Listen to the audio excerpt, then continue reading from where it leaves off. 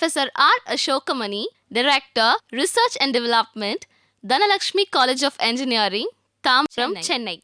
He is former professor and head of the department, Physics, Anna University, Chennai. He is presently guiding 3 research scholars.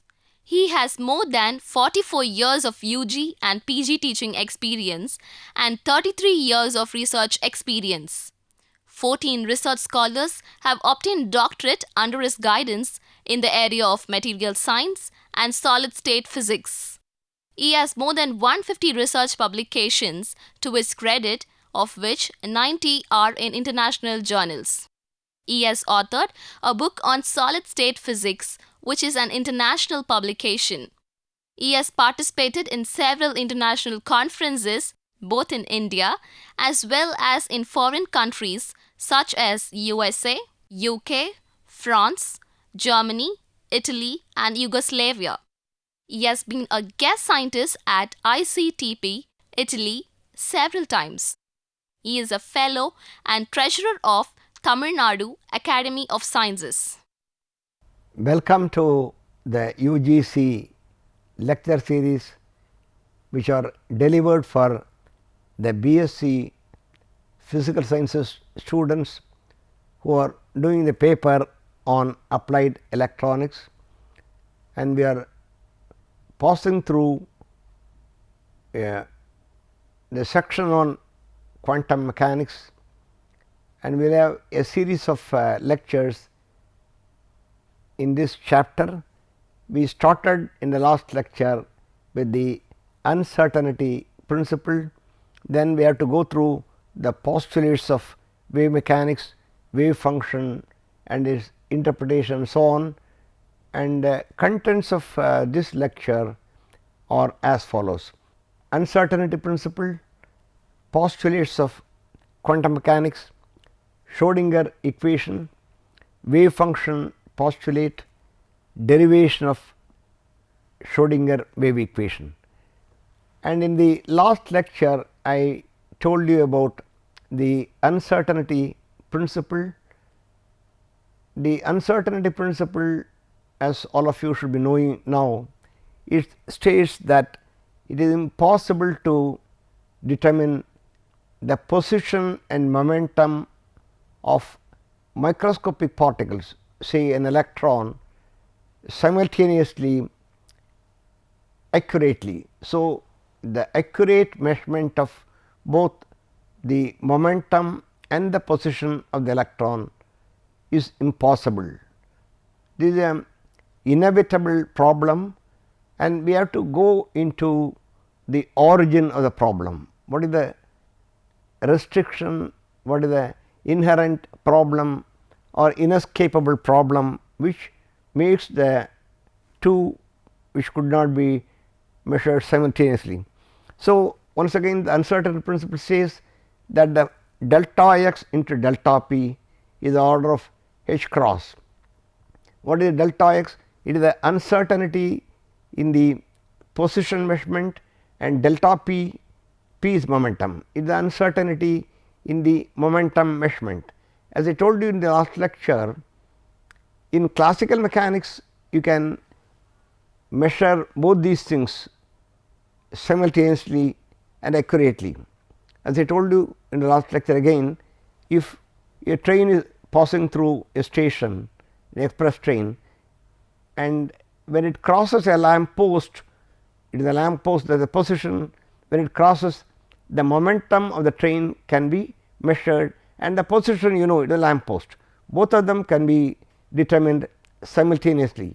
But on the other hand, when you go to the case of electron, proton, neutron, such other microscopic particles, this indeterminacy or uncertainty comes into the picture, which says that the position and momentum cannot be determined accurately, what simultaneously and accurately they cannot be determined.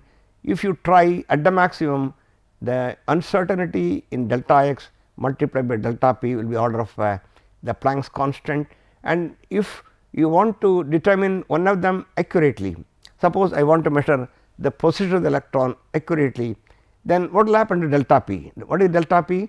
It is inaccuracy in the momentum measurement. If we make delta x is 0, what is delta p? Delta p will become h cross by 2 by delta x. Delta p will be equal to h cross by 2, delta x will go to the other side.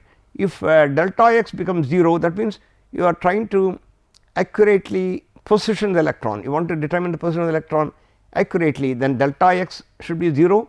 That means delta p will be infinity, because your delta x that comes in the denominator is 0. Therefore, delta p, the uncertainty in the momentum measurement will be infinity. So, if one of them could be determined accurately, the inaccuracy involved in the other one will become infinity. So, similarly the energy time uncertainty. The inherent problem is, as I told you in the last lecture, I also mentioned about Rayleigh's criterion for resolution. If you want to see the electron, I want to see the electron, I have the electron here. If you want to see the pin using a microscope, you keep the pin at the origin at 0 0 0, you keep the pin here at the origin, and the coordinates are x is 0, y is 0. You shine the pin by ordinary light, you can see the pin at the crosswire, the pin is seen at x equals 0, y equals 0, that is the two crosswires are found and the pin is kept here. So, at the crosswire, at the intersection of the crosswire, the pin is positioned, pin is sitting there. So, your the position of the pin will be x is 0, y is 0, that is or a point you have at the intersection, the point is the coordinates are x is 0, y is 0. Now, when you go to a case of electron, you have the electron here, you want to measure its position as well as the momentum. How will you see the electron? How will you observe the electron? If you want to observe the electron, first of all you should know the size of the electron. I told you in the last lecture, you all know by now how much is the size of the hydrogen atom, what is the size of the electron. The size of the electron or the radius of the electron is of the order of 10 to the power of minus 15 of a meter. Where do you find 10 to the minus 15 of a meter? That corresponds to the gamma radiation. So, you have to make use of high energy gamma photon to see the electron. So, the electron is so small, because it is so small you cannot use the ordinary light to see the electron. I cannot see the electron, right. I have the electron here. You know, in the human system, human body, here in the whole room you have got hydrogen and oxygen atoms, you have got air, water vapor and so on, air molecules are there. So, you have atoms, electrons are found here. The electrons cannot be seen by the human eye. To see the electron, you have to make use of high energy photon. So, if the high energy photon is incident on the electron, what happens? It is as Vladimir Reddick beautifully states, the incident photon interacting with the electron, it is something like a bullet train, a high energy. You have a train colliding with a baby cart on the on the railway track, you got a baby cart, you got a plastic cart. The train is moving at a faster pace. What will happen? The train will be hitting the baby cart and the baby cart will be thrown out of the picture, thrown out of the railway track. Similarly, here if the high energy photon is incident, it will not allow the electron to sit at the position which it has been occupying, which you want to see. What will happen is the electron will be scattered, right. The collision is so violent. In the case of pin, the pin can be seen, the pin is not disturbed by ordinary light. You can see the pin either by naked eye or by using the microscope, pin can be magnified and seen. But on the other hand, when you want to see the electron, you have to use you have to necessarily use the inescapable problem. It is a inherent problem which one comes across when you want to see an electron. So, the high energy photon will violently interact with the measuring system, with the electron, and the electron will be thrown out of the picture. It will not be seen in the microscope. You want to see the electron in the microscope, but the electron will not be found in the seen in the microscope, in the vicinity, in the you cannot see the electron at all, because the high energy photon will throw the electron. So, therefore, there is a inherent problem, inescapable problem that you come across, that makes the things difficult, that gives you the uncertainty principle. That means, the delta x into delta p is the order of h cross. That means, you want to measure the position accurately, the inaccuracy in the momentum will become infinity, and lot of this is given by Wolfgang Pauli, and lot of expressions, lot of derivations have been made, and in the book written by Max Born, he gives different results, maybe delta x into delta p is either h cross or h cross by 2 or h cross by 4 and so on. The thing is so small which cannot be verified, but it is there. Let me now pass on to the postulates of quantum mechanics. I told you the last lecture the differences between classical mechanics and quantum mechanics, or Newtonian dynamics and quantum mechanics. The classical mechanics holds good for cricket ball, football, volleyball and so on, many whatever I am having in hand. For these things, the classical mechanics holds good. For a moving body, the train or aeroplane, the classical mechanics holds good, the Newtonian dynamics works.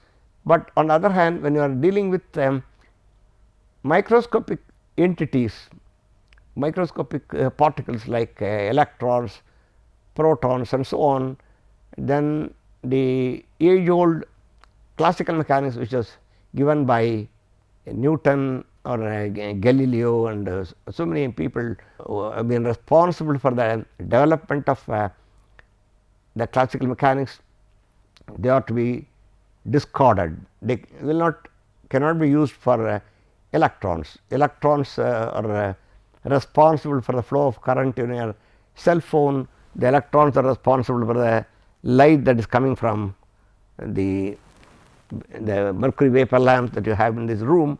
So, when you are dealing with the electrons, you cannot, because of the age old classical mechanics, you have to go to what is called quantum theory, which was given by Max Planck in the year 1901, and we are going to see in this lecture the equation which is derived by Schrodinger. It is called the Schrodinger's wave equation, which is the quantum analog of the famous equation F is equal to ma given by whom? Isaac Newton. You have all studied the Newton's second law of motion, from where you arrive at the equation F is force is equal to mass into acceleration. That is perfectly valid for classical objects. When you go to quantum mechanical objects, you have to replace the classical equation by an analogous equation, which is the so called Schrodinger wave equation. Before we derive or arrive at the Schrodinger equation, let me now summarize the postulates of quantum mechanics. The postulate 1 states the state of quantum mechanical system. By a quantum mechanical system, what I mean is a collection of electrons or a collection of protons is completely specified by a function. So, the state of a quantum mechanical system is specified by a function psi, which is a function of r and t. What is r? Supposing I am referring to an electron. So, r refers to the position coordinates and t denotes the time. At a given time t, what is the position of the electron? This I will be calling as wave function later. So, psi of r t refers to the wave function, or this function is called the wave function or state function. It has the important property psi star or t multiplied by psi of r t d tau is the probability that a particle is found at a point r and at a given time t. So, the complex conjugate psi of psi, that is psi star r of t multiplied by psi of r t, it gives what is called a probability density. The one that you have here psi of r t is called a probability amplitude, and the second one psi star psi gives the probability of finding a particle at a given point or and at a given time t. Okay. That is very important. Let us have a break at this point.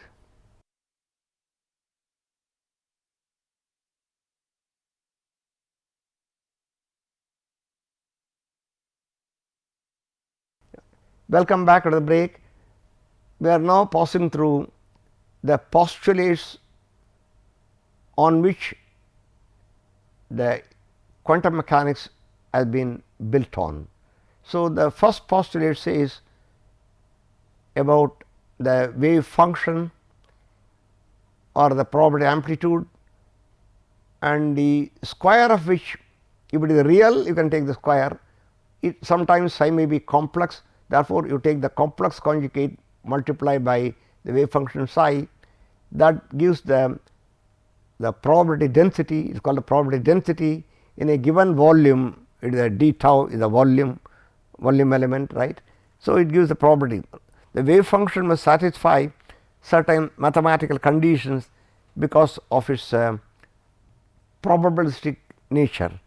For the case of a single particle, the probability of finding it is equal to 1. You got 1 electron in the case of hydrogen atom, then therefore, the probability should be equal to 1. The probability of finding the electron should be equal to 1. The wave function must also be single valued, finite and continuous.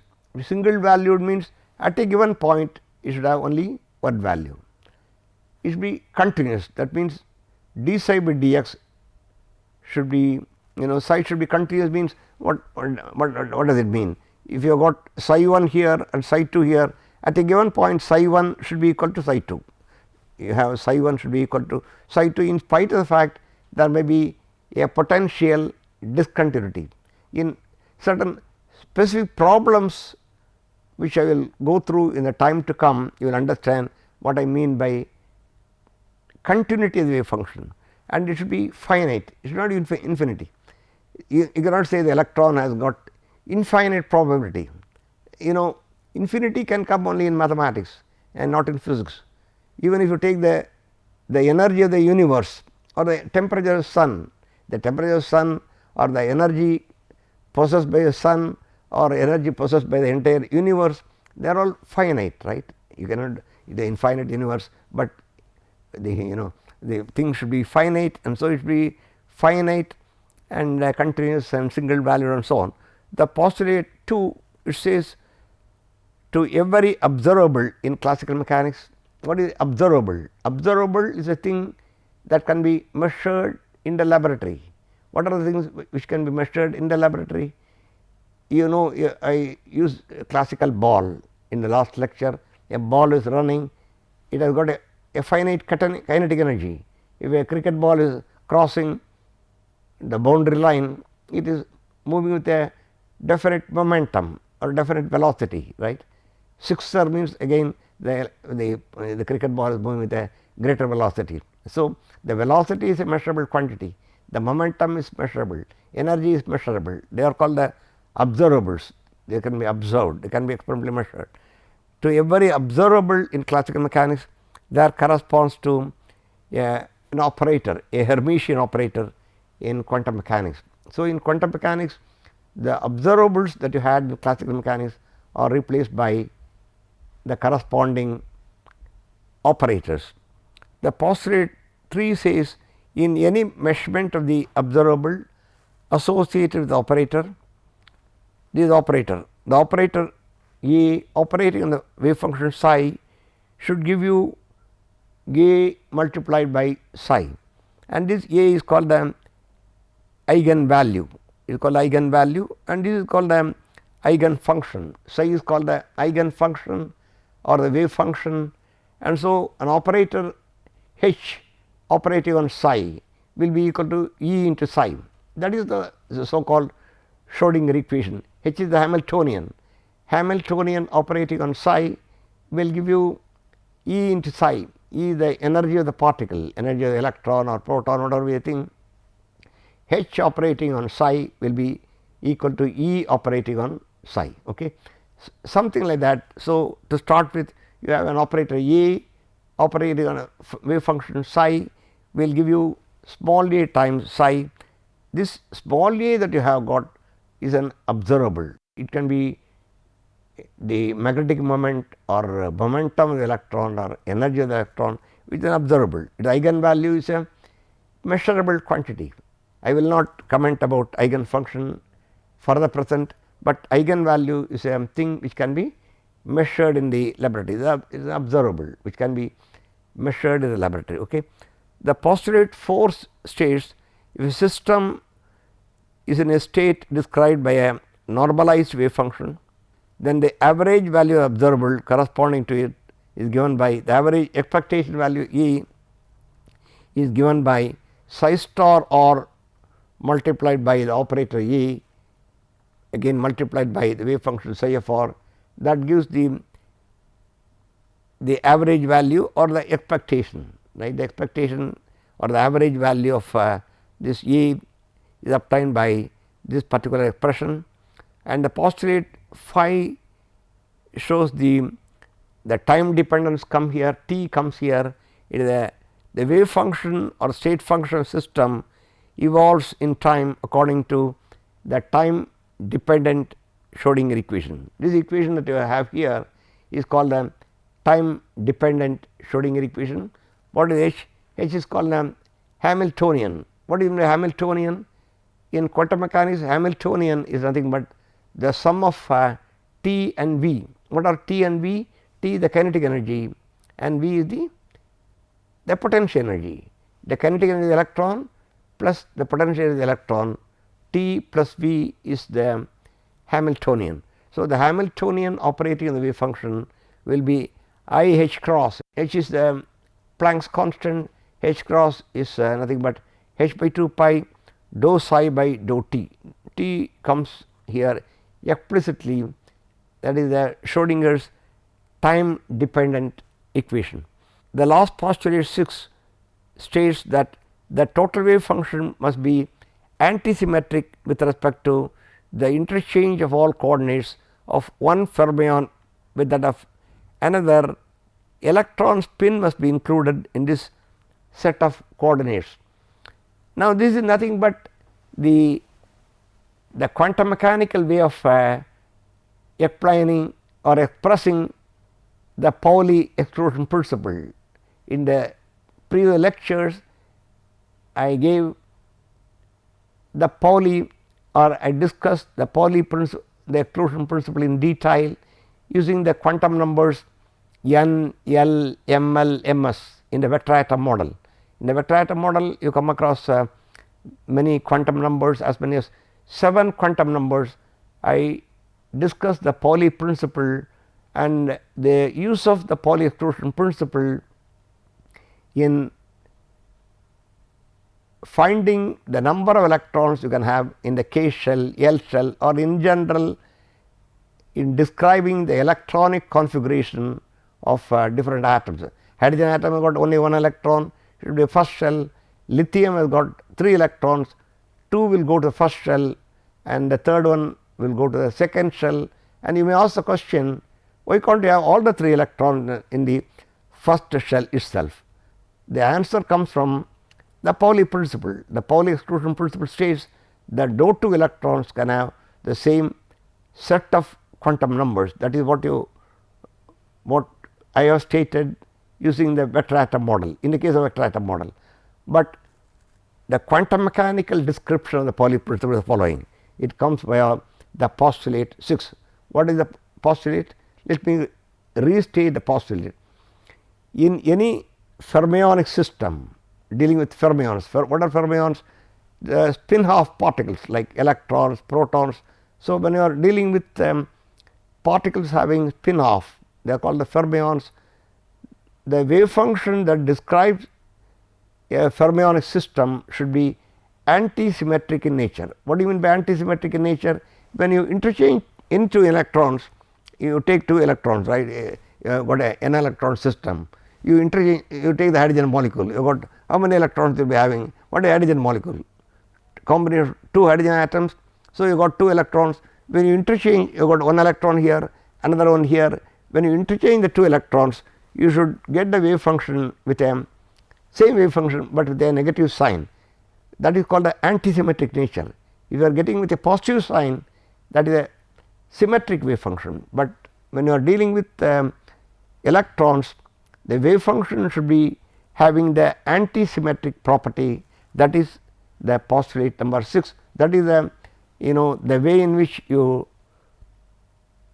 explain the Pauli principle, the quantum mechanical description of the Pauli exclusion principle, which I have already stated, and we have made use of that in